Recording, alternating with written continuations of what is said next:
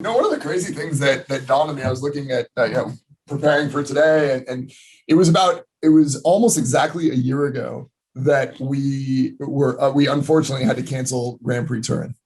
Was that the first? Because Detroit's the one I remember. Detroit, yeah. I was on the plane and it got canceled. That was the first one in the US, but it was about a month before, a few weeks before that we had to make the difficult decision to cancel Grand Prix Turin. And I don't think any of us knew the year that we had ahead of us. Obviously, it's been a very challenging year for everyone. And, one of the things that, I think internally that's helped us, and I think that's maybe helped a lot of people in the industry, is focusing on what things we can do to still interact with our customers and still, add value there. So, Mashi, I think take it over here, right? Awesome. Yeah. Let me get this going. Oops, I hit the wrong button, as is wont for me. We will get into it here. Okay, everyone. Thank you, John. So, my name is Mashi Scanlan. I am the Chief Marketing Officer here at the CFB Group. And I just want to take some time. We've learned, John already alluded to this, we've gone through so much this year, and we've learned a lot. And just wanted to put together some quick hits, 5 things your store needs to do right now. The theme here is be active. And I will speak just for myself, my own role for Channel Fireball. That was prior to the merger. I worked with CFB Events and Channel Fireball. And the first thing we had to do is be proactive. It's time to stir ourselves and branch out of our comfort zone. And that's something that I really learned. Like, sometimes when we're doing business, we think we're pushing, but we're not really pushing. We've gotten complacent. And I mean, I'll put my hand up and say, that's me. You can put your hand up like that. I felt that immediately when all of a sudden the world changed overnight. And so the same things that we were doing weren't going to get us through these changes. So we needed to attack this economy as the subjects of our own business story, not the objects of a capricious economy.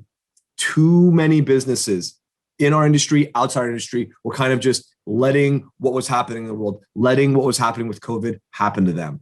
And that was not a recipe for success. I think if you're joining us here and now, you didn't do that. You became the subject. You drove the story. And I think that's one of the most important takeaways I've had this year in business. Honestly, it's something we should all take to heart and be doing prior to COVID. And certainly I think we'll all be doing post-COVID. But what it really led to was trying to take up that mantle, stir off all the dust, and start working, right? Be active. So the 5 action items: diversify, reach out, reengage, be agile, and play the long game. Those are the 5 key things, the 5 things as I reflect on this year that I took away, that I think we took away from Channel Fireball, from working with Binder POS and forming the CFB Group. Diversify. Diversification spreads out the risk by reducing our exposure to a slower product release. I mean, honestly, put your hand up if you've had a bad set and you're one product. Trust me, Channel Fireball, the history of our business has been selling Magic. Magic is a great game. Magic's a wonderful game, and it's always been a good game. It's what we've built the business on. But there are great sets and there are good sets. I'm not going to say bad, great and good. And sometimes those good ones, they hurt. When you have one product line, you are subject to the whims of that one bad set. It's not one bad game, it's one bad set. And you want to get out from under that. When we came into COVID, when Channel Fireball came into COVID, I'd say 95% Magic the Gathering. Definitely. And CFB Events, 2 companies. We had 2 companies built on one game. A wonderful game, my favorite game, but built on one game. We relied on one source.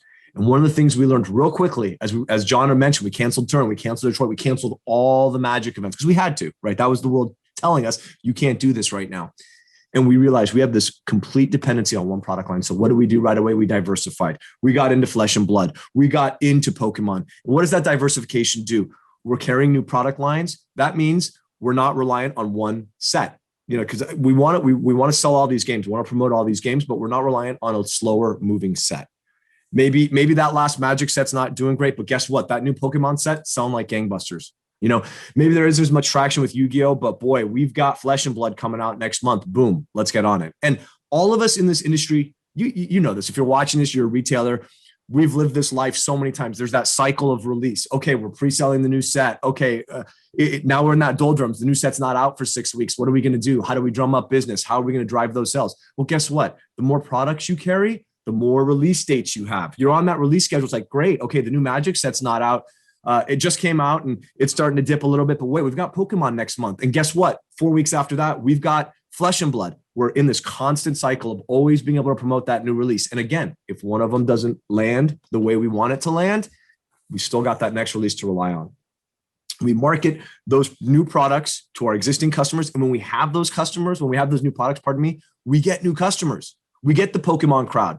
Trust me, that's been our growing experience. We get that flesh and blood crowd. We get to reach out to them, to market to them, to access their disposable income. Come shop with us. Come join us at channelfireball.com. And with that new audience, we get to cross market. Oh, you like flesh and blood? Try magic. You like magic? Try flesh and blood. You like magic and flesh and blood? You remember Pokemon? Remember that when we were all growing up? It's in a great place right now. Give it a try, right? So we get two huge benefits there: an increased audience, right? We get to expand that reach, but we also get to remarket to our current audience. Hey, we've got new items. We've got new things you might be interested in. Maybe you're not as enthused about the current, Pokemon set. How about Magic? Magic's in a great place right now. Call Time, Commander Legends, two great set releases, right? So it all starts to build on each other. When we expand those product lines, we spread out our risk, we build it so that we're in this constant, hey, we're pre-selling the next item, the new release cycle, keep that revenue up. And the whole time we're growing our reach, finding new customers, finding new ways to market to them and to market new things to our existing clientele. And then finally, one of the things we did really, really immediately is we started repackaging things. How can we dress up this Magic set? What can we do with this flesh and blood release to pivot it, to change it, to really get into new audiences by seeing it again for the first time, right? That's all we were trying to do there. Okay, reaching out. Prior to COVID, we were the destination. If you were with us for the Binder POS kind of exclusive portion, we talked about how retailers, we own clubhouses. Everyone comes, they hang out. They're playing Magic, they're playing Pokemon, they're playing Flash. Hopefully they're buying stuff too, but they're hanging out and it's great. That's really why a lot of us are in this industry, right? There's this passion behind having that place to hang out, being the center of the community. But guess what? COVID hit. We had to close the stores down. And now rather than having all of our community, all of our players, all of our customers come to us, we have to go to them. We don't have that captive audience anymore. Right? They're not here inside with us. They're out there in the world and we're battling the rest of the internet for their attention. So again, I'll go back to it. We need to be active. The customers are coming to us. We need to reach out. Facebook groups, you can build your in-store community space there. Facebook has been where speaking for us, have seen tons of success. A lot of people really buy into that. And that's where I like to think, we can let our hair down a little bit, be a little bit more about what's happening in the store, what's happening in the company. Facebook tends to be more geolocated. A lot of people, in your local community sync up with you because they know you locally. That's how Facebook, Twitter and Instagram, a little bit less so, right? That's more of the whole world. But Facebook groups for really kind of communicating and sharing that store, being transparent. They are your customers. They're in the clubhouse. They know you. They miss you just as much as you miss them. So having those groups, developing those groups, using that to message and staying on everybody's mind through those Facebook groups is huge. One of the things you want to focus on all of this. I'll talk about Instagram's pictures and videos to bring that store home. Twitter, that's more quick hits, right? You're really kind of telling the whole world, hey, here's what it is. That's kind of also, that's how I would schematize it. Facebook groups, top priority. Instagram, next priority. Twitter, next priority. And I'm a big believer in do one at a time, build it up, do it right. Don't spread yourself too thin. But the most important thing as you're doing this, as you're reaching out to your customers, is making sure that the message is coming from you. It can't be generic. It can't be some false thing because you know them and they know you. These are your customers. This is your community. This is your player base. And they need to know that it's coming from you. But now, as I said, we got to stir out of that complacency. We got to be active. We need to reach out. We need to be messaging everybody. We really should have been doing this before, but we were able to have everyone come and hang out with us, and that was fine. Reach out, develop that Facebook group, post in that Facebook group, engage in that Facebook group, then move to Instagram. Show them the store they missed, the store they wish they were at. Show them packs being open. Show them the new products. Bring that feel home to them, but reach out. And then Twitter, again, stay on the minds, quick hits, all to the world, reminding everybody in the audience, hey, we're still here. I know I spent a lot of time talking about social media. Email is still the tried and true way to market. You want to email everyone on your email list, everyone who's there, that's a qualified lead. You want to get out to them. And no matter how much you're emailing right now, you're probably not doing it enough. That is one of the lessons I have absolutely learned marketing here. You're probably not doing it enough.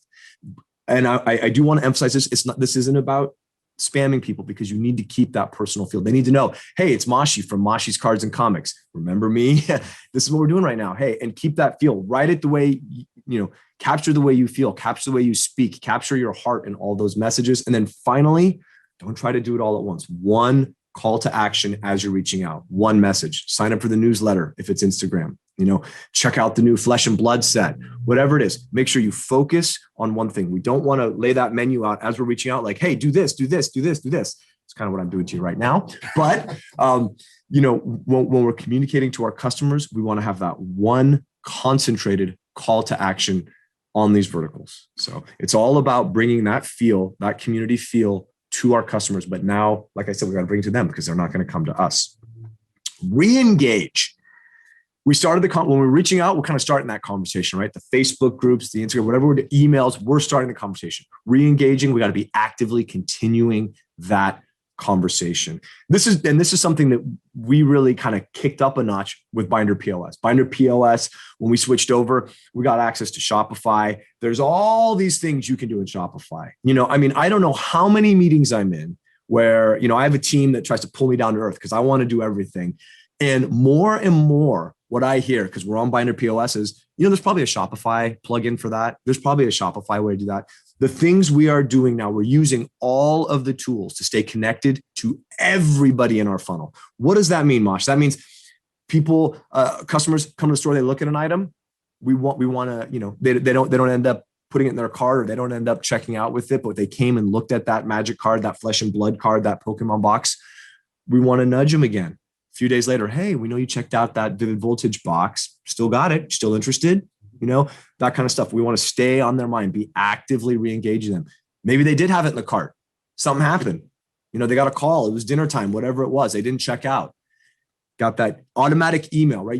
This isn't something you want to be doing manually. You want to set it and forget it, right? You want to get that email going and boom.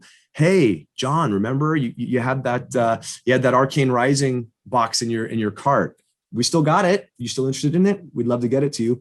And you can start promoting, right? If you think that's going to help, hey, how about we take a few percentages off? How about we take 5% off? How about we take 10% off? Any of those things to try to get, re-engage, say, hey, we're still here. This product is still here waiting for you. These are super qualified leads, right? People were looking at that product. People had it in their cart. These are all customers who are almost there. And we want to be active saying, oh, hey, how's it going? Remember that? You still want it? We still got it. Once someone is in our funnel, once someone's working with us, is reaching out to us, has clicked on our page, has put something in their cart, right? We want to keep them engaged. And think about how natural this was when they're in the store. Oh, John came in. Oh man, he was really eyeing Flesh and Blood. He was asking a lot of questions about how to get into Flesh and Blood. Next time he comes in, I'm going to talk to him more about it. Oh, hey, John, we still got that Welcome to Wraith stuff. We still got some Arcane Rising Unlimited booster packs, whatever it is. That was something that was natural for all of us as retailers, right? That's what we did over the counter. But we don't have that counter anymore. The counter is different. The counter is the internet now. And we need to maintain those practices as we go. Like I said, and this was a wake-up call for me. I'm going to just speak personally. All of these things, you're probably sitting there going, Mashi, you guys weren't doing this yet. We weren't. We had to change our model and really dive into what are very basic practices, because we were so used to people coming to us, and all of that changed. So I'm sure a lot of you are thinking, well, hey, we've already got that, but it's never too soon to start or to brush up on these things. Be agile. This is the most active thing you can be, right? Be agile. We've seen it across all these industries, right? How many industries have pivoted to delivery, to curbside pickup, to shopping? I mean, you can do all of your grocery shopping online, right? You can order steaks right now. They'll deliver it to your house, right? That's crazy. Maybe I'm a boomer, but that just blows my mind that you can do all that. Being agile in this industry is one of the things we have had to do massively, right? I mentioned it here. For CFB events, which is where I spent the last few years of my career, I was on a plane flying to Detroit for the Grand Prix, and it got canceled while I was in the air. I landed there. Guess what? Mosh, events canceled. Okay, well, what are we going to do now? How many events are going to get canceled? What do? We launched something called Magic Fest Online. It was all about pivoting, being agile. What do we do in the retail store? We have curbside pickup. We've explored. It hasn't worked out yet. We've explored delivery. Is there a way we can activate our current audience and deliver boxes or packs or anything to them? We've developed new ways to reach out, engage, and sell products. Box breaks, if any of you have seen that we're actually on the set. We use 4 Channel Fireball to this CFB box breaks. Why? Sealed product has slowed down. How do we engage our customer base or new customers with sealed product? How do we get those sales? How about box breaks? How about we take a sealed box? And it's not hard. We've got this big set here. There's video tutorials on channelfireball.com about how to play Commander, right? How to set up everything for Spell Table. All you need is that same, or how to play Flesh and Blood online. That same 2 video setup, that 2 camera setup. Guess what? Put it in your store, put it in your house, boom, you're doing box breaks. It's that easy. So, finding those new avenues and adjusting your plan to work with the world is important. Exactly what I said about getting active and being the subject of your business story, that has to be the case. And the subject needs to make changes. When we're object subject to what's going on in the world, we're not changing. We're not moving. We're letting what happens come next to us, and we're not in control anymore. And that's not going to get us through this at all. And that has been probably the key lesson, is be agile. Maybe what ends up happening is you find another company you want to work with, you end up merging. Like, there are different ways you are agile. You can, and whether it's within this collectible ecosystem, whether it's exploring partnerships or different ways to attack business in general, I think agility is one of the most important things. Finally, play the long game. We've all done it. I mean, how many deals? I wish this was live. Put your hands up if you've made a deal that you're like, I don't love this deal, but I need to make it right now, because my hands up. We've done it. That's okay. We've had to do it. The world changed like that, and we reacted. And this is part about being agile, is making sure we're making payroll, we're paying rent. We've got enough for the pre-orders on the new Pokemon, Magic, Flesh and Blood, whatever sets, right? That's okay. We did that, but that's only okay if it's part of a longer term plan. Making short-term deals are only okay if they're made as part of a longer term plan for the business. We risk, and hopefully if you're watching us here, you down to this. When we start making the short-term plan and all we see is, how do we get to next Friday? How do we get to next Friday? How do we get to next Friday? Our business model becomes a weekly business model of working to next Friday. And all we do is wake up on Monday with that same pressure. Oh my gosh, how do I get to Friday? That's a recipe for anxiety, stress, and ultimately failure. Getting to next Friday is okay if before Friday hits, we have a plan to get to next month. And getting to next month is okay if we have a plan to get to next year. These aren't disparate things. These are all the same things. Getting to next Friday, that plan has to incorporate how we're going to get past Friday to next month, and then how we're going to get past next month to next year. So many of our peers aren't in that mindset. If there's one thing, please, if there's one thing you take away, well, be active, right? But thinking about the long term, this is the time. This is the time in any, in this industry, in any industry, to start thinking about the long term, because it's a huge competitive advantage. Too many businesses, too many of our peers are not thinking about the long term. They're only thinking about next Friday. And I get it. We've been there. Like, we've had years and years ago, we've had that stress. Boy, this set is slow. We're not diversified. We've got rent due, right? What are we going to do? No one's playing Magic right now. This was a dud release. Oh, maybe this was another dud release. We've got 2 slow sets. What are we going to do? We've got payroll. We've got rent. How are we going to do it? I trust me, John and I have both lived that life, but making those decisions to answer immediate concerns, that's life, and business is life. But answering those concerns without thinking about the long play, that is a bad cycle. That is a recipe for failure. If you are planning if you're playing the long game right now and planning long-term, you are winning, because too many of us aren't doing that. So please, you want to address the issues of today while focusing on tomorrow. Make a plan for the future you want. Sit down, really, honestly, sit down.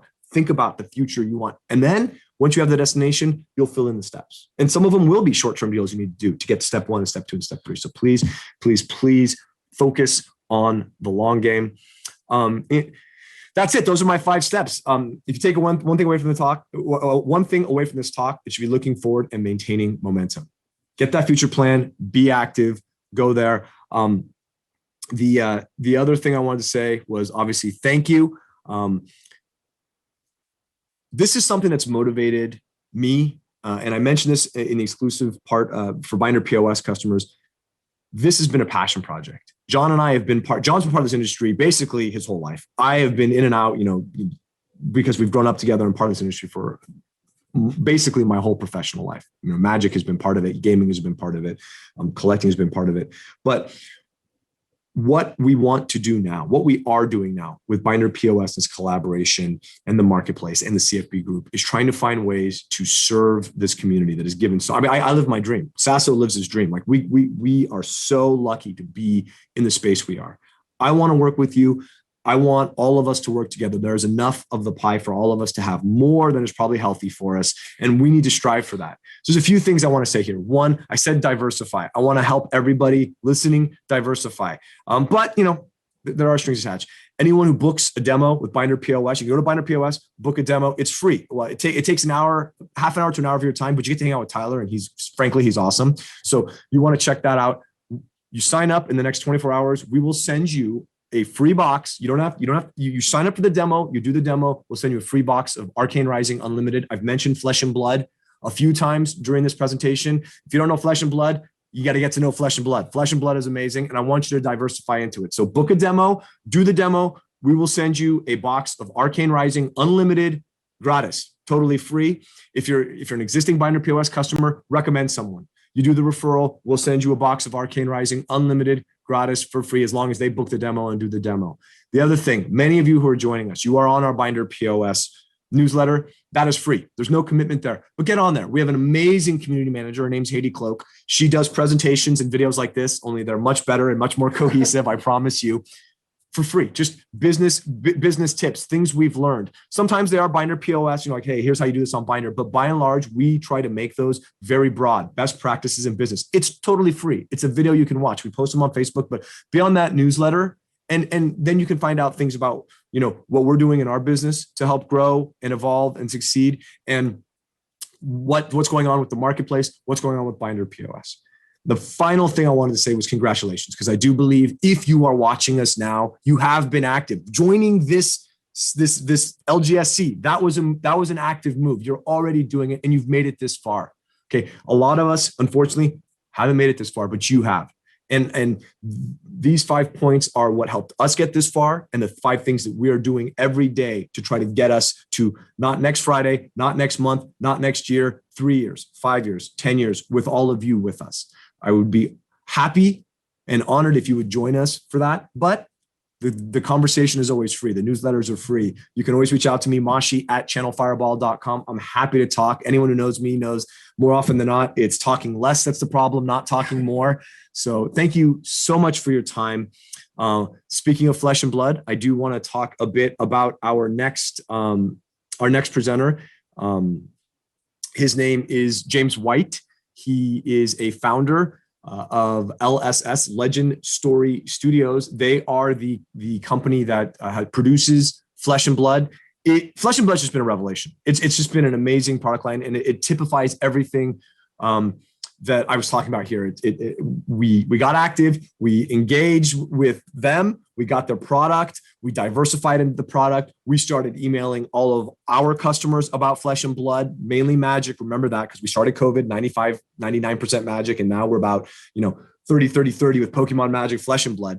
And they were interested. We started cross-pollinating. We started, getting people coming to our Binder POS website. We couldn't do all these re-engagement things that I've spoken to you about just now before we were on Binder. That Shopify stuff helped us. So be active, plan for the future. I would love to hear from any of you and all of you. Thank you so much for your time, but you want to hang out because I have had a sneak peek at James's presentation. I was super excited. Yeah, I was super excited. So I'm actually going to take notes. So it's going to be a great presentation. Thank you so much for your time. And up next is James White.